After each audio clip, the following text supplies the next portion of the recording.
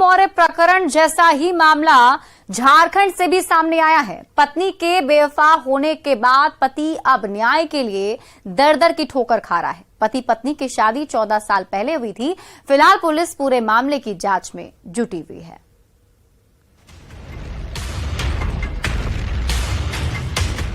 UP की PCS पदाधिकारी ज्योति मौर्य का मामला अभी सोशल मीडिया में छाया हुआ है।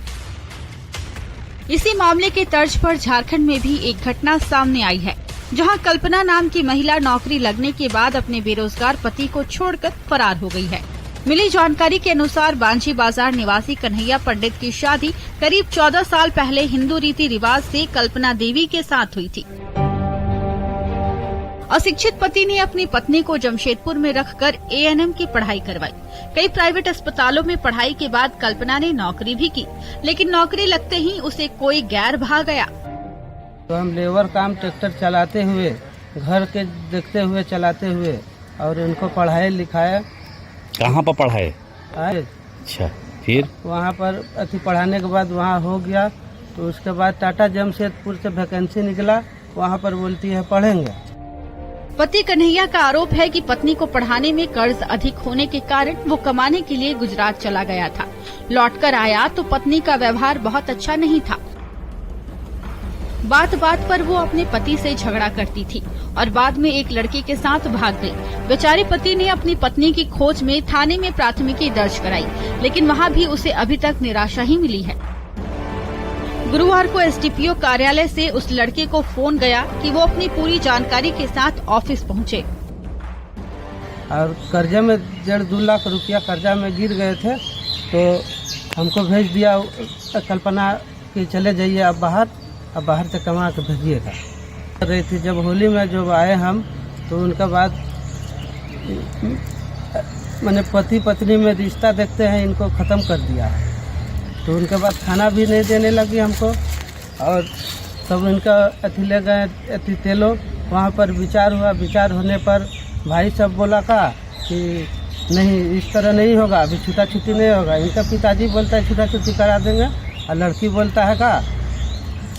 बोलता है इनके साथ नहीं रहेंगे। ये वाला अचानक बात बोल रहा है, हमरा भी दिमाग उड़ गया कि का।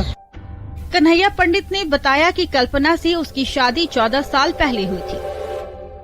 दोनों का एक 10 साल का बेटा भी है। बीते 14 अप्रैल को उसकी पत्नी अपने मायके जाने के लिए बोल कर गई, लेकिन शाम तक वो दोनों नहीं पहुंची। कन्हैया पंडित के अनुसार उसकी सारी जमीन जायदाद के कागज उसकी पत्नी के पास है। हमको सताना चालू कर दिया, 5-6 दिन सता लिया। हम अपने बच्चे को शिशु मंदिर स्कूल में एडमिशन करवाए, बुरियो में एडमिशन कराते हुए उनके बाद 2 दिन के पहले एडमिशन करवा दिए, और उसके बाद 2 दिन के बाद हमको बोला का जाते हैं पिताजी के घर बेडशीट लाने के लिए। बेडशीट लाने गया, और उसके बाद फिर लौट के घर हमारा पास नहीं आया। हमारा पास अति तबीयत खराब। अब देखना है कि पुलिस इस मामले को कैसे सुलझाती है।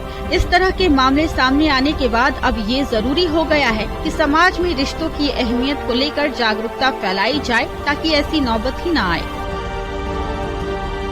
न्यूज़ 18 के लिए साहिबगंज से पवन कुमार राय की रिपोर्ट।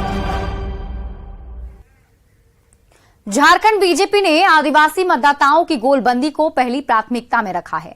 अगले साल होने वाले लोकसभा चुनाव को लेकर गुवाहाटी में हुई बीजेपी नेताओं की बैठक में यह निर्णय लिया गया है कि लोकसभा की 5 और विधानसभा की 28 एसटी सीट पर बीजेपी के नेता सबसे ज्यादा पसीना बहाते हुए नजर आएंगे। आगामी लोकसभा चुनाव को लेकर बीजेपी की क्या है रणनीति, बता रहे हमारे सहयोगी अविनाश कुमार। अगले साल होने वाले लोकसभा चुनाव में बीजेपी आदिवासियों की गोलबंदी पर सबसे ज्यादा फोकस करेगी।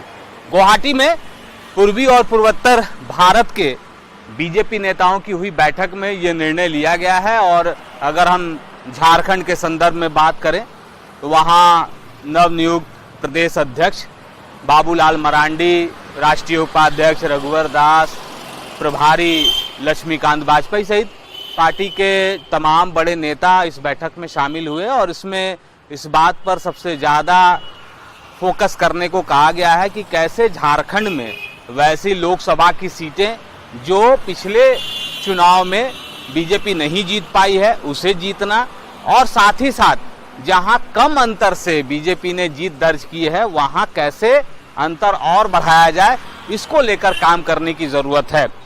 आदिवासी बहुल जो इलाके हैं, आदिवासी बहुल जो सीटें हैं, अगर हम लोकसभा की 5 सीटों के संदर्भ में बात कर लें तो वहां सबसे ज़्यादा फोकस करने को कहा गया है और इसके पीछे का लक्ष्य भी यही है कि कैसे ज़्यादा से ज़्यादा लोकसभा की सीटें जीती जाएं। और इसके साथ ही अगर आप आदिवासियों की गोलबंदी करने में सफल होते हैं, अगर लोकसभा चुनाव में बीजेपी को सफलता मिलती है, तो 2024 में ही जो झारखंड में विधानसभा के चुनाव होंगे और झारखंड में जो एसटी की 28 सीटें हैं, उसमें कैसे बीजेपी को और माइलेज मिल सके, इस पर सबसे ज्यादा गौर करने को कहा गया है। तो लोकसभा चुनाव में अभी से ही आदिवासियों की गोलबंदी को लेकर बीजेपी ने कमर कस ली है और जैसे जैसे समय आगे बढ़ेगा, जो एसटी बहुल जो सीटें हैं, जो इलाके हैं, वहां बीजेपी के नेता, खासकर आदिवासी नेता, पसीना बहाते हुए दिखेंगे। न्यूज़ 18 के लिए अविनाश कुमार, रांची। और फिलहाल इस बुलेटिन में अभी के लिए बस इतना ही। आगे देख लेते